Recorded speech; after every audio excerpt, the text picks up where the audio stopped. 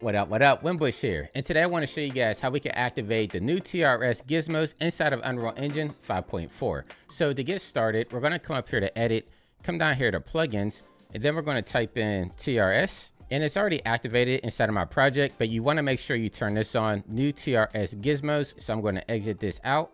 And then I have this cube selected right here. Right now you can see we have the old transform tools right here. If I come up here to edit, come down here to editor preferences. And then I'm going to just make this full screen, hit F11 just to make this full screen here so we can see what's happening on the fly.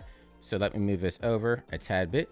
So I'm going to come right here, hit all settings, type in TRS, and right here under enable new gizmos, if you select this on, now you can see the gizmos actually change. So now it looks familiar, how we would have in like newer DCCs like Blender or Maya. Now this looks exactly how it would. And if I come back up here and maybe let's select rotate, you can see the rotation is different and also scale is different as well. So if I select this off, you can see this is the old way, same thing with rotation. But if I select this on, this is just giving us the new look for the new gizmos.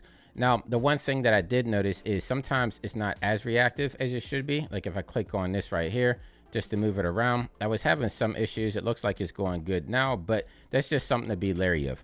And so it's as easy as that. That's how you activate the new gizmos inside of Unreal Engine 5.4, keeping it short and sweet. Once again, my name is Jonathan Winbush. If you're new to the channel, make sure you subscribe if you're new. And until next time, stay fresh, keep creating, and I'll catch you in the next video. I see you soon. Take care.